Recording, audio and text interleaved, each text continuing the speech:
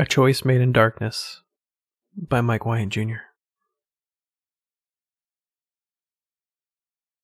The office sits silent and filled with ghosts. A giggle that hasn't existed in decades dances along darkened walls crisscrossed with stark geometric shapes. Honeysuckle and cinnamon hover behind the stale stink of a humidity-soaked carpet. In the far corner of the room, a man sits, quiet and unmoving in the darkness. If the lights were on, an observer would make out the dark curve of his shoulders, pockmarked with shining stars. But if they stopped and listened, truly listened, they'd hear the staccato inhale and exhale of a man in distress. Each breath sends a hand through salt and pepper hair that's still more pepper than salt for now. If this unknown observer were particularly observant, they might make out the disarray in his clothing, a disarray that does not match the otherwise Spartan and orderly structure of this tomb-like office. The unbuttoned jacket, the sweat-stained undershirt, still moist from exertion despite the low temperature. Now that might not have seemed like much. After all, most soldiers sweat, and even more come home little more than shells after the type of slaughter he'd seen today. But for those who know Harold Terganon, this state of affairs would have facilitated a call to the Hunter Psychiatric Network. Harold has been many things in his life: protector, mentor, leader, and, perhaps most importantly, a hard ass. But untidy has never been one of those things. Here is where a casual observer would leave. Perhaps it's a sense of unease. After all, he hasn't so much as twitched. Just stares at the paneled wall casting shadow. Perhaps they might mutter about a creepy guy hiding in a closet as they go back to their lives. But we are not casual observers, are we? No, for us, that dark wall is littered with a dozen unique video streams. All display a massacre. Bodies torn and rent fall before a stampede of imps. The line falls again, screams echoing in his ears. All this happens in the bloody shadow of a crimson tear in space-time. A moment later, as gunfire erupts in his ears, those tiny giggles disappear into smoke. Wicked red flame that matches the breach shoots from one form on the display. That flame wraps that wound in space-time. The breach shudders once, and sends it cascading back into itself.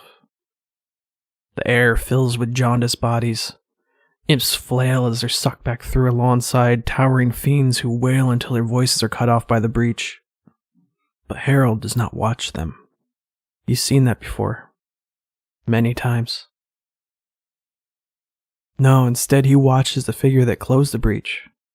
She bounces and rolls across it, almost like someone or something managed to hook her. But the video stops. The single figure is splayed out in the air, arms rising up to cover her face just before she hammers into a boulder. Rewind. And run again. Over and over, the same feeds replay the same 30-second clip. Another video in the top left shows a black exosuit attacking, though no firearm has been produced, just fists. Cinnamon fills his nose. To the right of that, a white exosuit keeps bringing a plasma rifle to bear, only for a massive black painted fist to swat it away. The giggles grow louder. He watches the fist fight from both sides in silence. There is no audio for these, only a grainy feed from an action report synchronization. He still doesn't understand. Both views pull away. The one that had shown the white exosuit reels back to show the twisted yellow face of a fiend. The other video turns a blistering red before cutting off.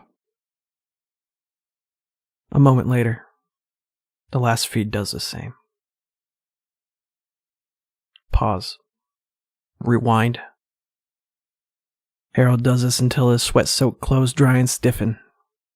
Until he closes his eyes, mouth moving with words we couldn't make out if we tried. He stays like that until a knock at the single door leading into the windowless room makes him move for the first time. He sighs. The videos disappear. And the lights embedded in the ceiling flare to life.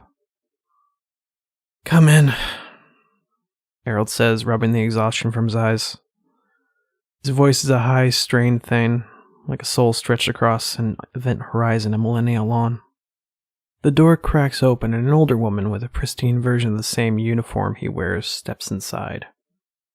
Even the medals and sigils match, though there is one less star on her shoulder. She closes the door behind her before leaning heavily against it. In that moment, she loses the confidence of a veteran soldier with decades of loss and hardship. Now she has the look of a woman who has no idea how to console a man who lost 2 daughters in under a minute. "What happened, Harold?" she asks. When he doesn't immediately respond, she adds, "What do you want to do?" Harold does not respond. Yes, his shoulders slump. One hand goes to worry at his forehead. But he says nothing. "Harold." She closes the distance until she stands directly behind him. She raises her hand as if to console him, pulls away at the last moment. I need your report." Harold nods. And nods some more. "Harold, Alia attacked Victoria," Harold interrupts. His voice now holds its typical strength, the same commanding tone he uses in the field, though he does not turn to face her. "Delilah closed the breach despite this treason. We owe her a great debt." The woman opens her mouth, emotions flashing so fast as to be impossible to assess. Then she nods. "Understood." For some reason, she salutes his back before turning and leaving. This time when the door shuts and he sends the command to turn off the lights, no video feeds play. Instead, only a single prompt pops up on the wall. "Delete videos. Yes? Or no?" He hesitates, staring for a long moment. Then the yes highlights. He authorizes it 7 times, and those 3 videos disappear from the record permanently.